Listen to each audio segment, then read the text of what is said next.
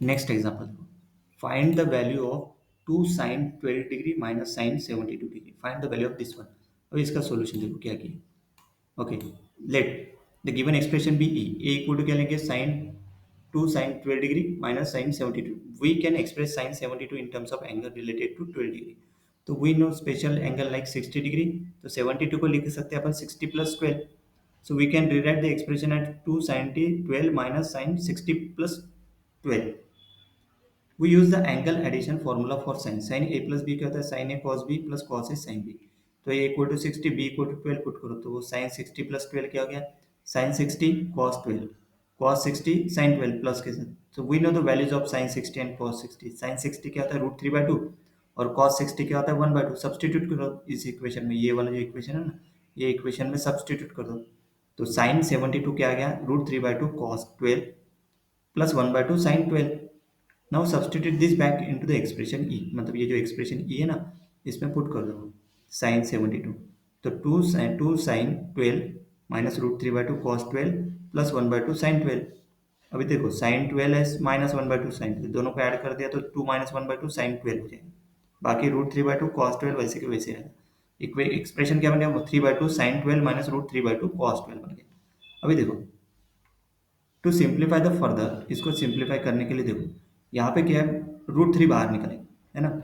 Root 3 अगर बाहर निकला तो 3 का हो जाएगा रूट 3 और यहाँ पे 1 हो जाएगा। देखो यहाँ पे, यहाँ से रूट 3 बाहर निकाला ना, रूट 3 तो रूट 3 पहले ये टर्म क्या बन गई रूट 3/2 और ये 1/2। ये आसान जाएगा रूट 3, मतलब नहीं कि वो रूट 3/2 ये किसकी, तो भी sin 30 sin 60 की वैल्यू है ना, और 1/2 cos 60। मतलब यही से निकल रूट 3/2 कॉमन निकाला तो ये बन जाए 3/2 बन जाएगा रूट 3/2 और रूट 3/2 बन जाएगा 1/2 कॉमन निकल recognise the coefficient root 3/2 and 1/2 as cos 30 and sin 30 respectively, है ना। वो उल्टा है, मतलब ये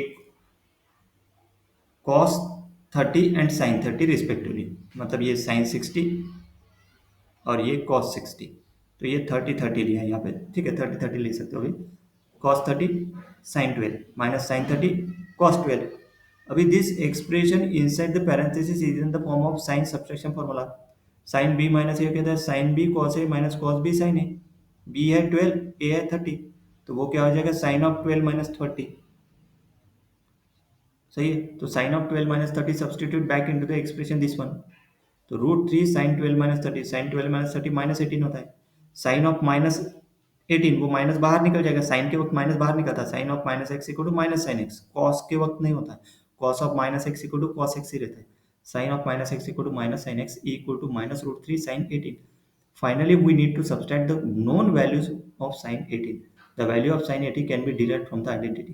Okay, 2 sin 18 निकालेंगे तो ओके देखो 4 sin cos square 18 माइनस 3 और 4 sin square 18 plus 2 sin 18 minus 1 equal to 0।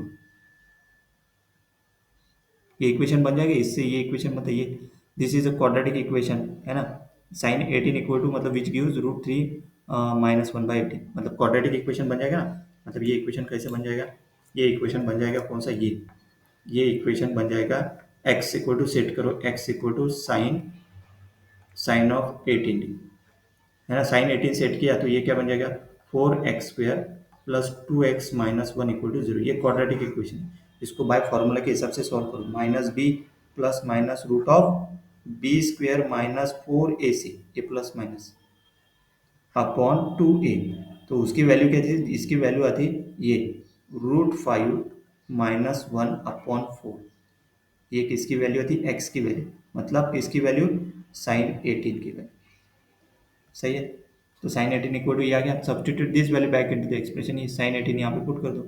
सो ये आ गया, ये क्लियर है। जब भी साइन 18 कॉस 18 अगर निकालना है तो ये नहीं कि ये फॉर्मूला याद रखना है, ये जो फॉर्मूला कॉस 36 इस हिसाब से उसकी रूट 3 माइनस 1/4 आता है।